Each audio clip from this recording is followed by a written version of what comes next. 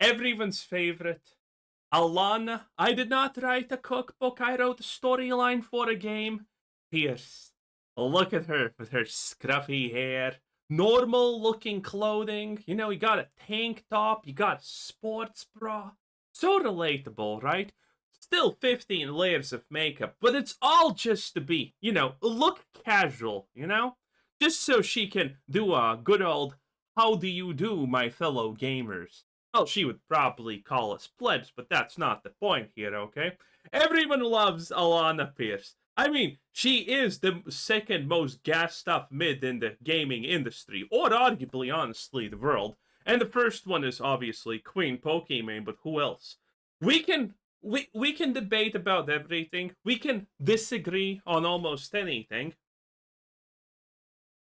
But Pokey is definitely gonna be everyone's most favorite gassed up mid. But Alanah is the second place. That's a lot of power. The Kardashians wish they had that much power. And today, Alanah, a shill from the gaming industry, is gonna tell us about the gaming industry being screwed. Yes, this should be Prime A entertainment. Is obviously going through a bit of a rough patch. And by rough patch, I mean that the profit is not quite as much profit as previous year's profit while still being extremely profitable. But because less profit, it is actually a colossal failure. And thus we are presented with a crisis that has resulted in multiple studio closures.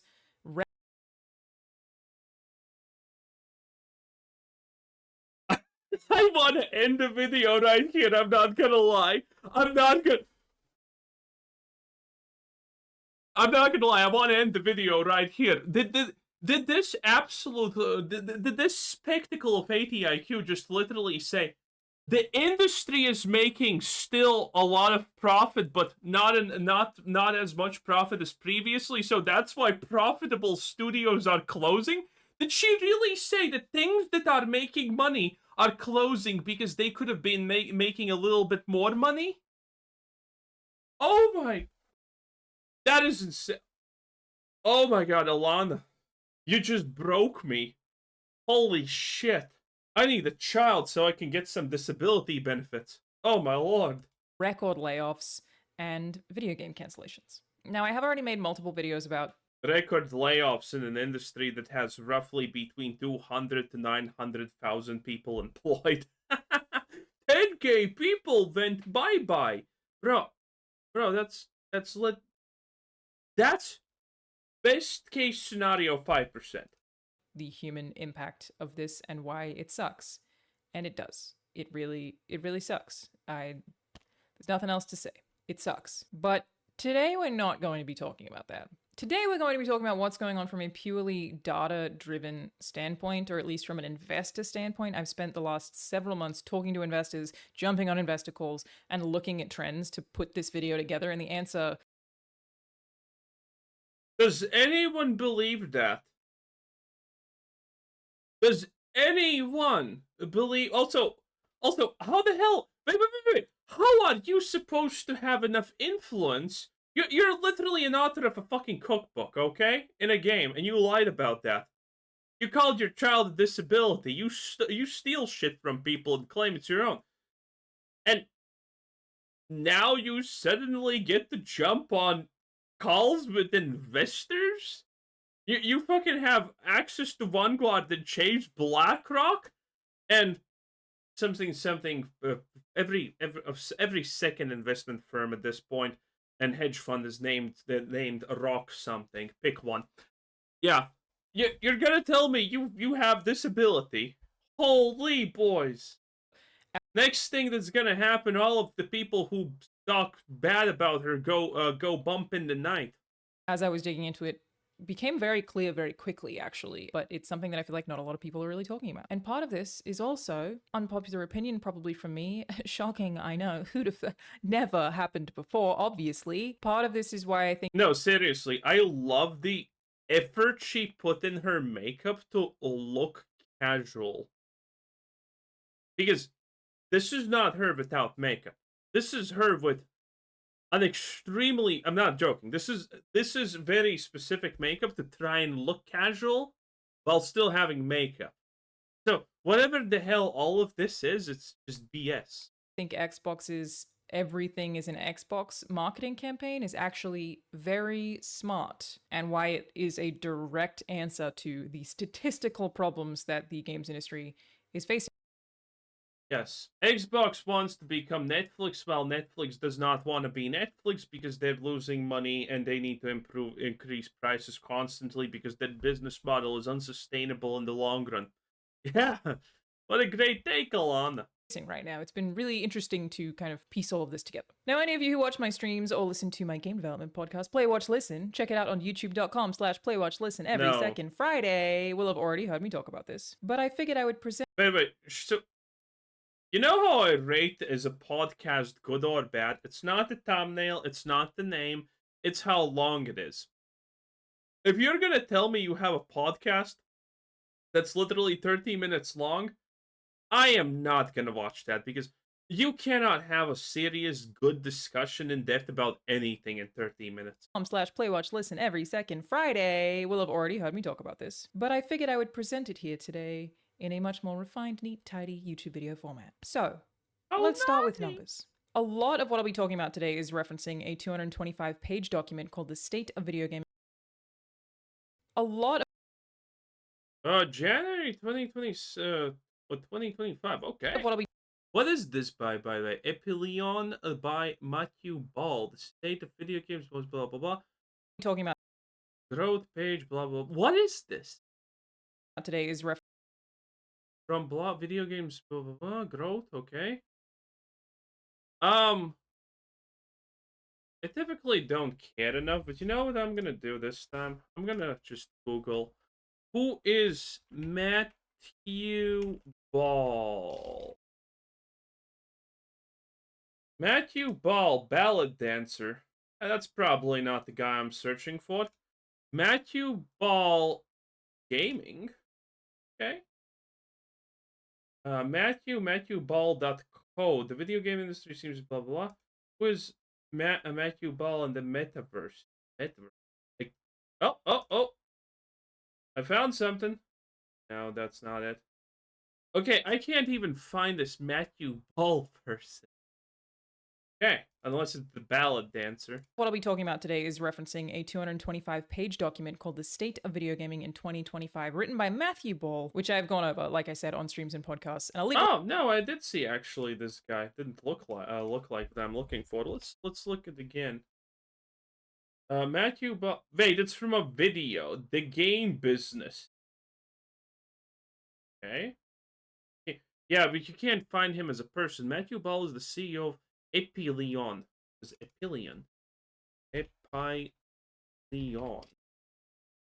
Epilion, poetic verse form. Okay. How about Epilion Group, Human Spirit? Produced, investigators, those video games and go. What was the single largest ETF launch? Largest sector ETF. Wait, what do you mean largest ETF launch? What does the ETF stand for? It's an investment term, by the way. Largest sector ETF launch among various other. So he has a business where he's effectively selling in. ETFs are just a group of investments, by the way. ETFs is like you buy an ETF for something, and it's typically like fucking 20 different stocks put together. It's like hedge funds, but for people. link in the description to where you can check it out yourself. It's basically a whole lot of data, some things that I'm not even going to cover here, and I highly recommend giving it a read if you're a person who's interested in video games. Though, as said, I am also pulling from analyst firms and stock market related websites to dig deep into this. First, let's set up the scene. From 2011 to 2021 specifically, video game spending was truly insane.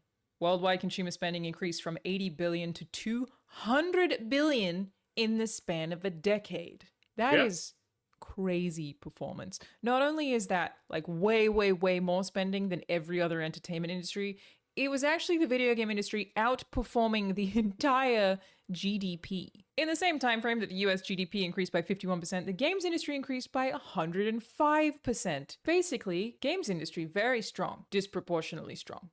Crash definitely coming. I don't know why. That's already fucking stupid. Well, theoretically, it does track here because it's emerging industry, but that's still a stupid thing to actually just claim like that. I said that like the Hulk, but it was efficient. And while the COVID pandemic did help tremendously in that a lot of people were indoors playing video games as their only means to socialize, the games industry was obviously extremely, unbelievably healthy before that as well. 2020 basically just If you want to blame anything on the crash, blame it on COVID. We have talked about this so often. made a somewhat gradual but still very significant climb, just a whole lot steeper. But it wasn't like video games suddenly became a success in 2020. That wave had been coming since 2010. The increase maintained in 2021, and ultimately the industry reacted. Stock market shareholders responded, the demand for games increased, studios hired more people. Then 2022 showed up. Some industry analysts, largely the people who tell rich people which things they should invest in, projected continued insane growth into 2022. Investment company ARK specifically. This investment company should not exist. This and IDC should not exist. Okay, listen. Also, I think Bine or Bane should not exist. I can't tell from the years, but yeah, these three companies should not exist because of their predictions, because of one simple reason.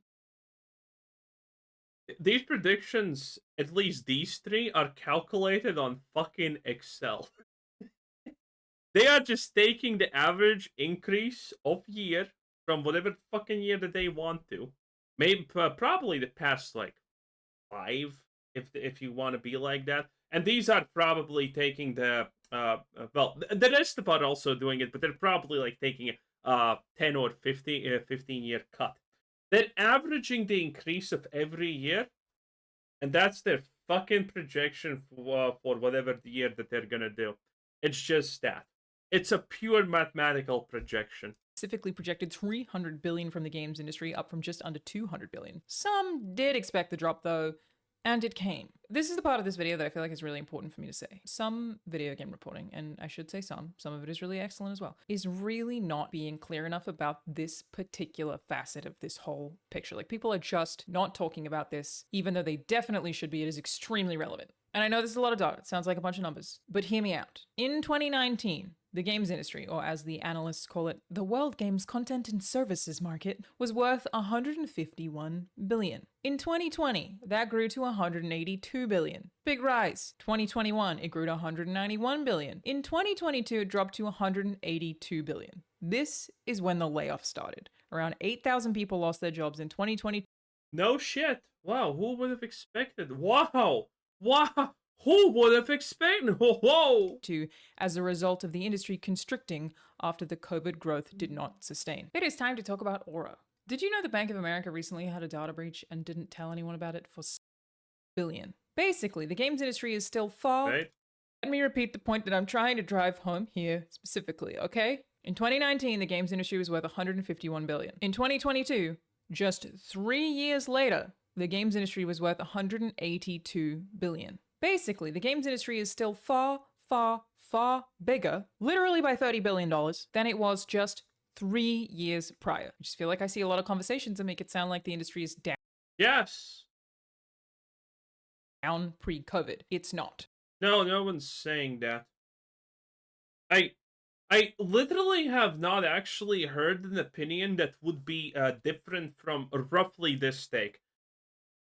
When the disease of unknown origin came and happened, people were put in their houses, so there was a giant bump. But after people were let out of the cages, now it's going down.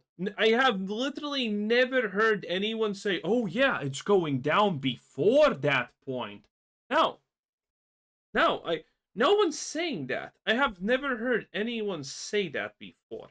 The industry is still bigger than it was in 2019. So we have 2019 at 150 billion, 2021 at 191 billion, 2022 at 182 billion. In 2023, actually. Oh, I get it! Because she's this fucking dumb. That's why she said that at the start. There's actually some logic behind what she's speaking. Now it's completely wrong and autistic to a degree. But this is the justification of what she said at the start. that the games industry is making more money than ever. It's still profitable, but it's made less money this year. And she's talking about this because she doesn't understand that with the growth in the profits, revenues, and all of that, there's also investment in infrastructure. And because of this investment in infrastructure, because you can't not invest because of shareholders and all of that stuff. Again, I'm not going to go over that once again. We have talked about that way too extensively here. It's going down and they need to fire people. Some companies can't actually sustain themselves because they literally bought new places to work. They expanded studios. They have all this investment, and now they're literally seeing the market shrink, and their expectations for the market that they're gonna sell to recuperate investment in all the things they can loss is now no longer there. And yes, from this, studios are shutting down, and she doesn't understand this part.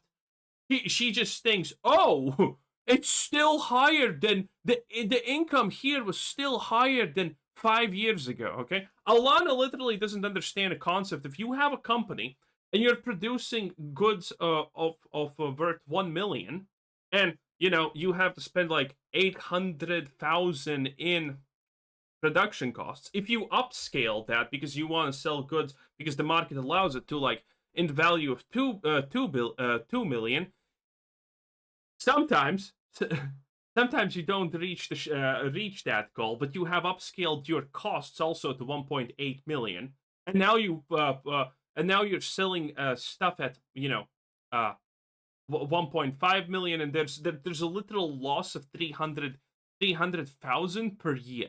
Okay, she completely is incapable of understanding this concept. She grew again to 193 billion. 2024's data is still kind of confusing at this point. Found some conflicting information from different people, but it effectively seems to have stayed about the same. Basically, that is to say, still very profitable. 192 million is a lot of money, but growth flattened. While it is still way higher than it was in 2019, the point is that because it didn't make certain projections that investment companies were pushing on their clients who then bought shares in a lot of these companies, those shareholders didn't get the returns they expected because the investment companies massively overprojected the industry's growth, and thus we have the problem that we are now in. It is not that video games aren't... By the way, fun fact about those projections, even though they're literally just a Excel spreadsheet and I can do them, you also can do them. You can do them literally in a couple of minutes. They're that bad. These companies' projections are not allowed, are not typically allowed to be made in expectancy that it's going to go worse than something. And that's the problem. Selling because they're all trash. It's still a very profitable industry. It's just that people pull out when profits aren't unrealistically profitable enough. Obviously, the games industry is largely publicly traded. I've said this before. I will say it again. The customer of the actual games industry... She's kind of right about the investors going in, because they went in hard on video games. Is the stock market and not gamers. You are the consumer. You are not the customer. Everything they do is actually for the people who put all the money in the stock market. And I know it sucks, but that is absolutely how these Actually, that's fundamentally untrue, but who gives a shit, I guess. Corporations see you. You are a vehicle to fund their stock market success. And if the shareholders aren't happy, the industry has to desperately scramble to get those people some money. This is why so often you see a video game company make a choice that seems crazy to you. Like, we all kind of know that everybody hates live service games. Like, that's not a unique take. There are a lot of people who shit on live service games. And so people always go, why do they keep making these games that nobody wants? Why would they make a live service game right now? It's because it's not about you. They don't care about what gamers want. That's not the decision making that goes into making these kinds of games. It's about what the stock market wants, and the stock market loves itself a live service game because there's so much potential revenue. An absolutely another brain dead opinion, okay? It's actually hard to imagine how can you be this fucking dumb. Literally not even 2 minutes ago, she actually said the right thing. That investors want to get their goddamn returns, okay? That means the line must go up. And again, how many times have I said this? Line going up like this is bad. aka Hogwarts Legacy was actually kind of bad. Line needs to go up like this, like 1, 2, 3, 4, 5%. 5% is kind of like good, 2 to 5%, and we're cheeks, boys. Everyone's happy. That's how this needs to go. And the easiest way to do that is a live service because it's extremely predictable revenue. You can literally take your fist and shove it up somewhere and BAM! Suicide Squad killed the Justice League Quarter 4 expansion. Another trans character. There you go. And it's gonna be predictable money. Oh, in that case, it was literally like $5, but it was predictable $5. And our blonde B, not the B as in work on whatever, but the bimbo, that one, favorite girl ever, does not understand these concepts. Sad. Essentially. But yes, in essence, basically, games were so successful both prior to and especially in 2020 and 2021 that they set kind of impossible standards for 2023 and 2024, and when the uptick flattened, it is seen as a tremendous failure. I hate this whole system. It makes me want to die. There are parts of this that I don't want to gloss over, though. It is obviously more complicated than just that. I previously said that the games industry was stronger than the GDP. That is no longer the case. Games, that doesn't still very matter. profitable, are declining in a way that isn't proportionate with some. Also, what? I didn't ask this question, but what fucking GDP? The USA? The world? The game's GDP is a part of a larger GDP of the world, so that doesn't make sense. GDP cannot... I don't know. I don't know what GDP she's actually talking about. Surrounding industries, just as they succeeded in 2020 in a way that wasn't proportionate with surrounding industries. And there are some market trends that are specifically very negative for AAA games and the Western gaming market. For one, the market is considered mature. This is literally what some of the stockbrokers that I had actual calls with refer to the games industry as. They call it a mature market. That's not true at all. Maturity is kind of... You can think of maturity in most situations when we're talking about as just risk, okay? Predictability and shit. A mature market is something where you can figure shit out. And where huge swings are typically kind of not that expected. And, well, just from everything that's happening here, it's kind of easy to say, oh, maybe it's not actually that mature. Basically means that there just isn't a ton of room for growth because the market is so established. The rules are kind of there. The thing. Yeah, that's the other way of referring to a short market. Okay, fine. Things people want are kind of there. The things people choose to play and spend money on are already. Also, by the way, this is bullshit. That I gave my version of maturity because this version is just, again, stupid. But I guess we're kind of on a trend here with Alanah and her takes. No, the market is not capped at all. we know this. We easily know this. In fact, you can easily say that it's not capped because, well, if you consider COVID the peak of the market, we're now below the peak, which means we can technically get back at the peak. So there's still a lot of room to grow. If you look at an individual level, the fact that currently Claire Obscure Expedition 33 is absolutely popping off. Again, I hate Kingdom Come Deliverance 2, but Kingdom Come Deliverance 2 still is a thing. Baldur's Gate 3. These are all 3 games in genres that were considered dead, capped, and not profitable anymore. So again, calling the industry mature, calling the sector mature in this case would be actually more reasonable by her standards, but who honestly cares, right? There's still a lot of room for a lot of things. We are not capped for anything in the games industry. Pretty much there and have been figured out for a while. And for 2, do people say that? I don't know. There are literally less gamers right now, percentage-wise, and this, I think, is especially very interesting. There is a reason for it. Share of US population that... What? Yeah, I guess that does make sense, but who cares? it, and it makes everything make sense. Compared to the rise in US population, again, percentage based rather than numbers based, less people are playing games. The percentage of the population That cannot be true. The explosion in the games industry is fundamentally driven by the fact that newer generations are less sociable and more seeking things like games to fill the voids of socialization and whatnot. We know this to be an absolute undisputed fact, by the way. So this kind of doesn't make a lot of sense. that plays games overall has decreased. That said, average weekly playtime for people who play video games is up. What that means is the people who play video games, the slightly more hardcore players, are actually still all there. It's the casuals who've lost, the people who maybe played 1 hour a week that are no longer Yes, we kind of expected that.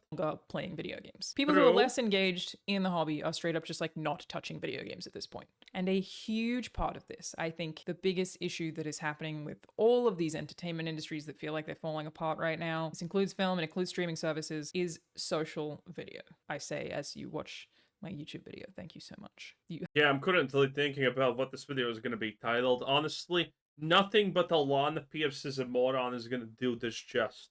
Have my permission to, at any time when watching any of my videos, to also be playing a video game in the background. If you're playing Blueprints while watching this right now, respect. I wish I was too. Basically, the games industry, again, pretty much all entertainment industries, frankly, all leisure industries are no longer competing with each other. Video games are not competing with other video games. It used to be Or Alanah Pearce, the most gassed up mid ever. Also kind of works. that this company was competing I'm with this gonna write company, it down. EA and Ubisoft and whoever else. That's not currently the case or the issue. There's basically just an insane surplus of entertainment for people to consume right now, and there are only so many hours in the day for the average human, or everyone. Everyone only has so many hours in a day. For example, the amount of time adults in the US spend on TikTok per day is up by 35 million hours, up from 2020 and 2020. Wow! Who would expect these predictable trends? Why? Why are we even mentioning this? 21. Let that sink in.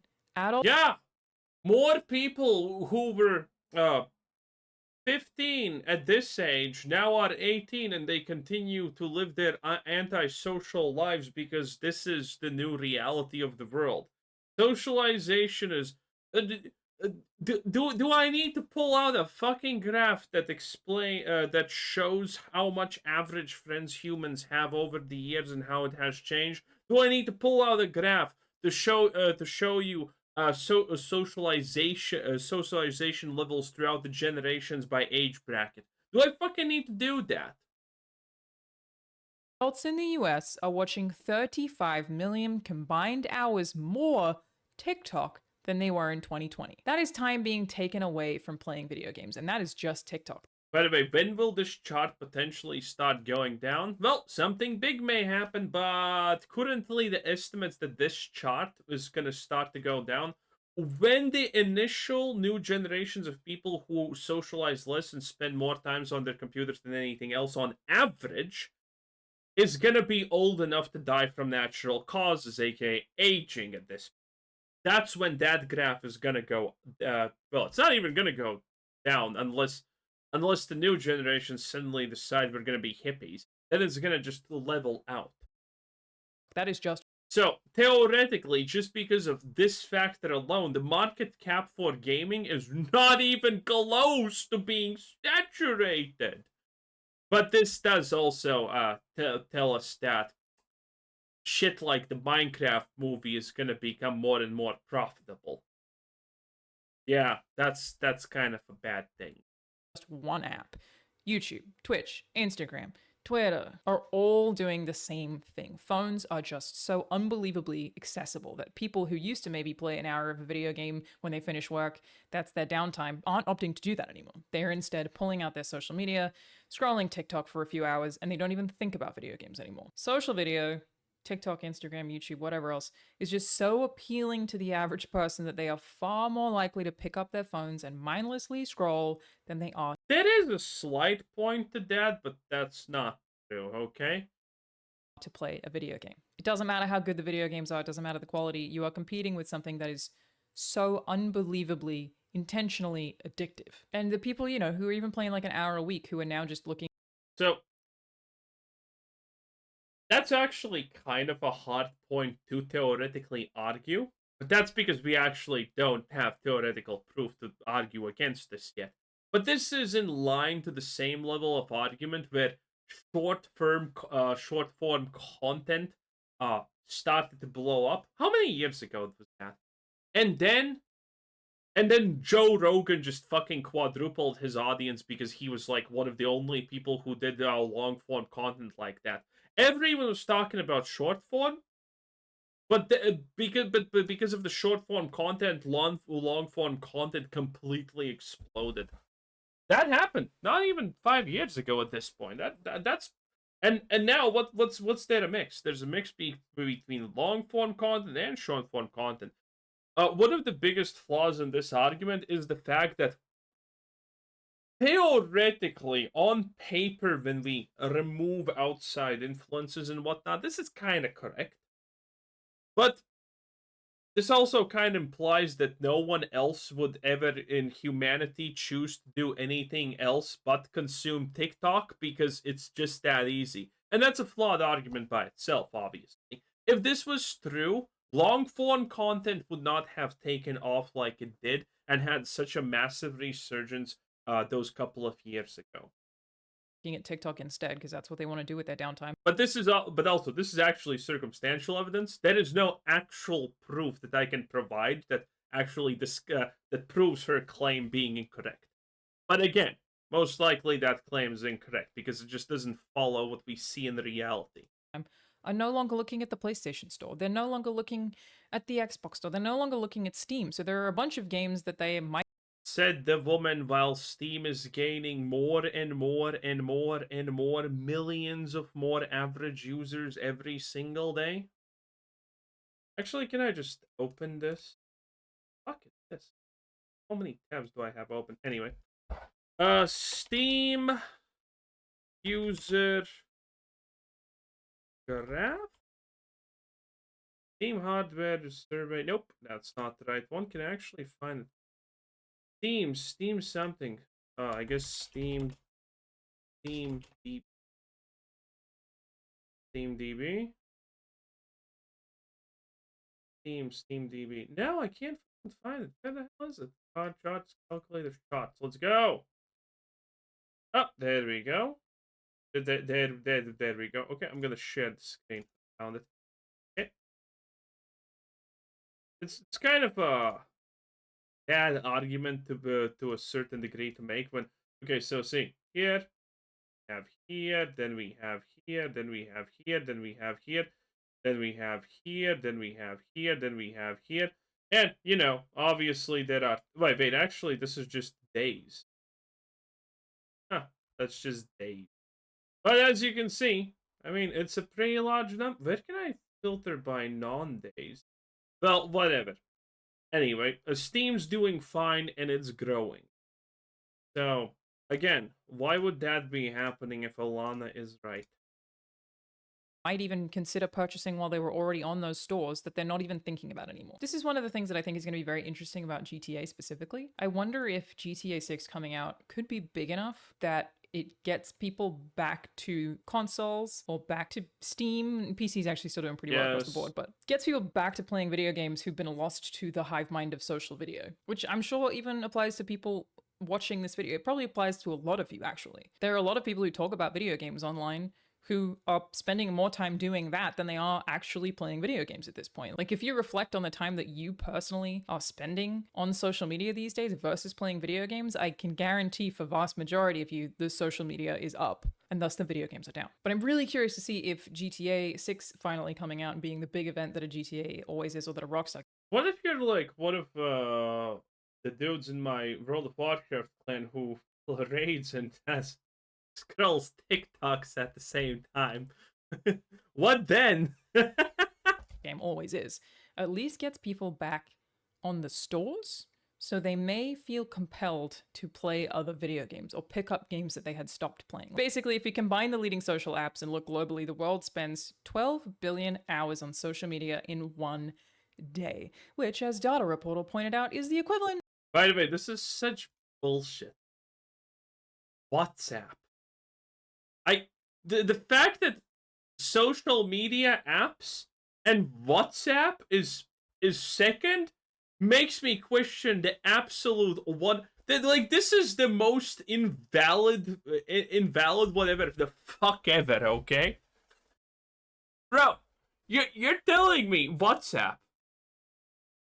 I don't think even Americans use WhatsApp. I think WhatsApp is mostly European thing. Like, bro, WhatsApp is not a social media thing. It's where you literally message your friends. It's not social media in the slightest.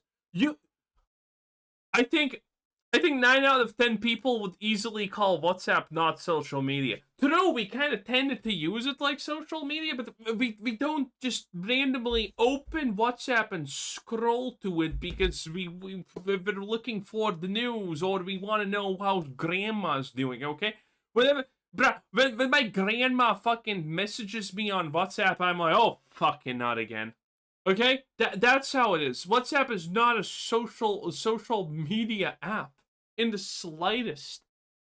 So, like, Reddit has, can't see it, but here's Reddit. Reddit has more right to be a social media app than fucking WhatsApp. Oh my god. Pinterest, X, Snapchat, Telegram. Telegram's the same thing. Well, actually, it is a social media app for PDFs, but, you know. Who cares? Messenger, I don't know about that, honestly, anything. Discord, that is actually Discord is a social media app, okay? I know it's probably hard to say through on that, but I view Discord as a social media app because I do go into the Discord and I do check who's reacting with what faces to random people doing something in chats, okay? It is what it is.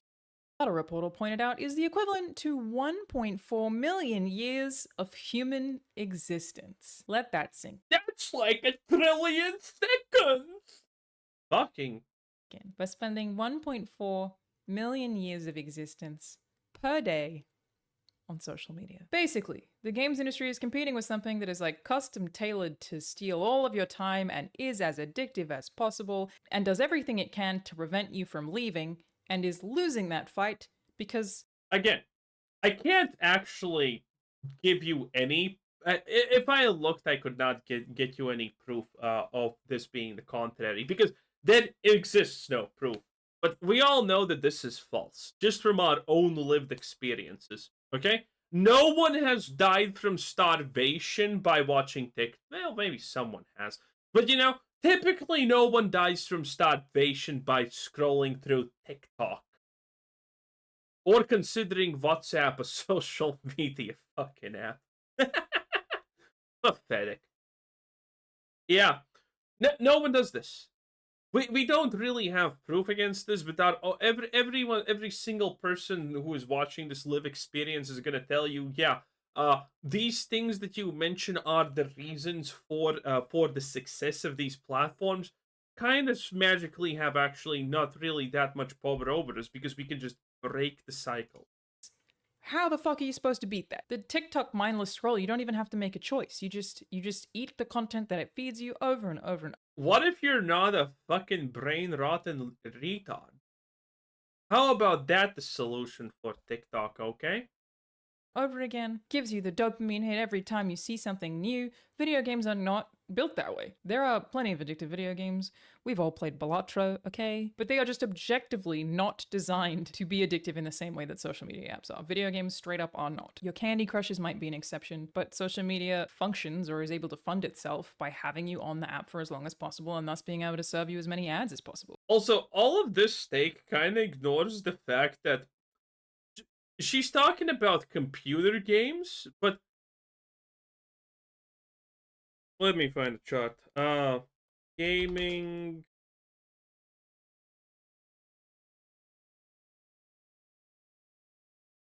Let's see if I can. Oh yeah, here it is. Oh shit, it's super small. Wait. Ah, this is also a new chart I haven't seen before. Okay, let's open up this.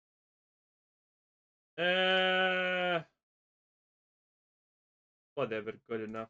Okay, I found it. I'll share the screen. Wait a minute, boys. Relax. You got beautiful gassed up mid Alanah Pearce with her. I'm casual makeup, being here. Come on. Isn't that great? Don't you want to watch that anyway? Uh yeah. Here's a chart. Global gaming market by platform. Mobile, consoles, PC. Wait a minute. Oh, I didn't see consoles. So this is whatever this is fake. And then we have this one. This one is the real one, okay? So she's effectively saying PC master race, blah, blah, blah. But the reality is mobile kind of eclipses PC on actually making money, spendings, and all of that crap. So she's kind of talking about gaming, something bad, but she's completely ignoring mobile gaming in this. Like none of the things that she is even mentioning are actually uh taking into account mobile gaming. Because theoretically, mobile gaming uses all of the same manipulative tactics as your TikToks and shit to get your attention and keep you playing.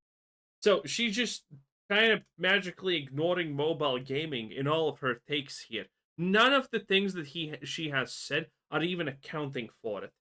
Because video games during playtime aren't actually serving you ads, they aren't inherently incentivized by stealing all of your fucking time. We're competing with something that is, of course, going to win. And again, it's in no small part just because social media is so goddamn accessible. You don't have to do anything but pick up your phone. It's already on there. You text someone, you scroll over to another app. It is so much easier than picking up a console and starting it up and then choosing the game that you want to play and waiting for it to load. It's just fast. And like I touched on earlier, this is a problem for all entertainment industries, not just video games. Netflix, Amazon, Hulu, PlayStation, Xbox, TikTok, and Instagram are now competing in the same bracket where they used to be. Okay, honestly, I am tired, okay? Alanah Pearce, listen. I think she's a 6 out of 10, okay? If I'm super bored, maybe. But no. I draw the line when these sorts of women try to talk smart, okay? I draw the line there. Okay, I'm done. It's actually a miracle I lasted 14 minutes into this absolute bonanza. So I'm gonna call it there. Anyway, that was Alanah Pearce. 10 out of 10. Bye.